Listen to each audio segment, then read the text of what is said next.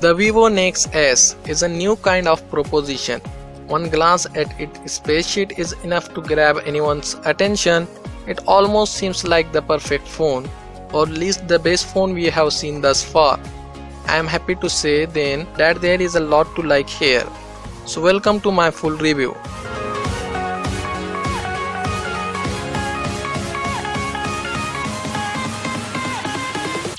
Vivo has nailed most of the fundamentals. The battery at 4000 mAh is fantastic, and in real world uses is about 20% better than the S9 Plus. And we have got fast charging to keep it propped up. The NEX S is really nippy too, and is trading blows with the powerful phone in the world. It's got notably great Wi-Fi connectivity and fast internal storage.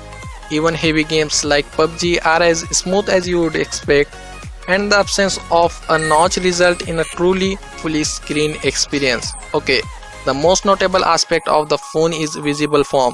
It's all screen. Nearly this bezel around the size is actually about the same size as the iPhone X's bezel. It just looks more impressive because the screen's larger. With the Vivo you also have the thicker chin at the bottom. And I have seen quite a few comments about this. Some people have said that it detracts from the view, but hey, this is the biggest screen to body ratio we have seen a phone, and of course there is no notch.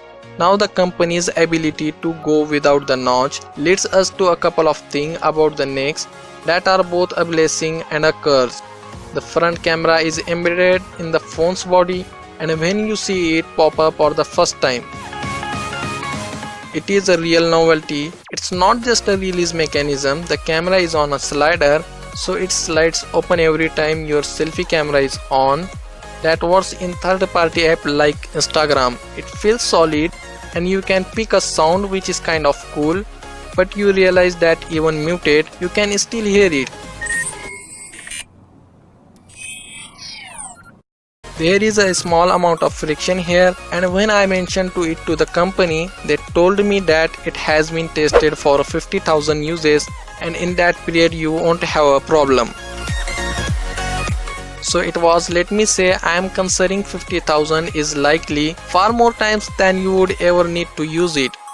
And the thing that I have been more worried about is just banging the camera against some object, as it a kind of stick out a fair bit from the body. There is a similar story with the fingerprint scanner. It's really cool, and in a best case scenario it feels like a leap in the right direction. When the phone is on the flat surface it is disabled to save battery, and then as soon as you pick the phone up it activates again, which is good, but this in-screen scanner isn't as consistent or fast to say the OnePlus 6 or Pixel 2. There is a very specific point of the screen where you have to hold your finger, unlike with the previous Vivo Apex concept phone which you could use the entire bottom half for the display. This power saving mechanism also means you can't use it to unlock the phone when the phone's on a table unless you manually turn the screen on first. These are of course small issues. On balance I would still say the feature is good and accurate enough not to be fooled by imposters.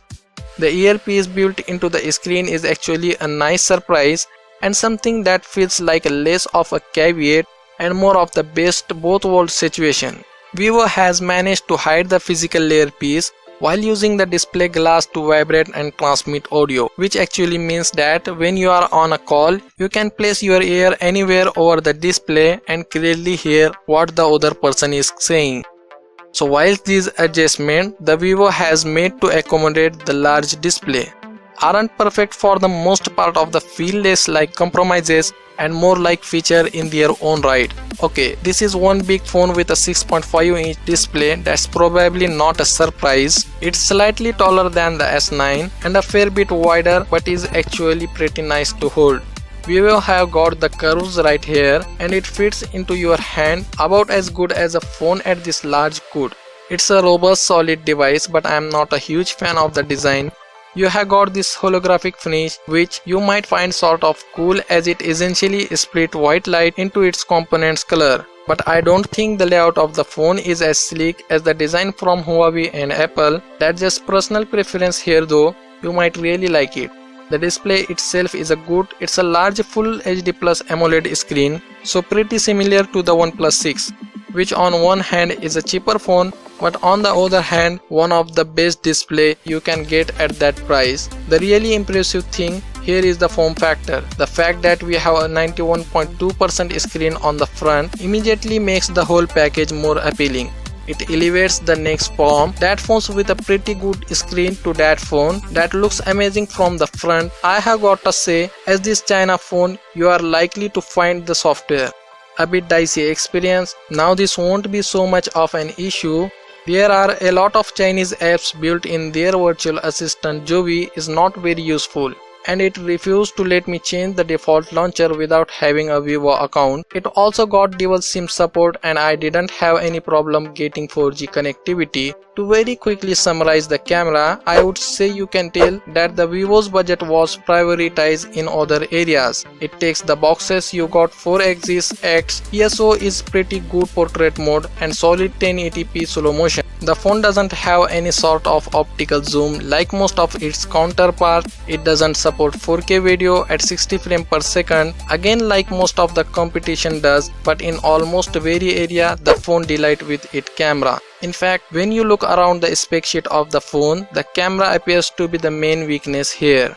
Now Vivo, the company, has a history with audio. It was one of the first companies to make a smartphone with a built-in hi-fi DAC, and the NEX shares some of this DNA with a V1 chip. It won't be obvious with the speaker output, but plugging in a good pair of headphones into the include 3.5mm headphone jack, and this phone sounds fantastic. Okay, so as a feature list, as the Vivo NEX S is, there are a few comment things at Mr. Elton. There is a no wireless charging, there is no IP certification for the water and dust resistance, and no SD card support. The phone has 256GB of an internal storage. Okay, in conclusion, the Vivo NEX feels like it's caught in the middle of a transition towards the full screen smartphone. But we are currently at the stage where this comes with the compromises.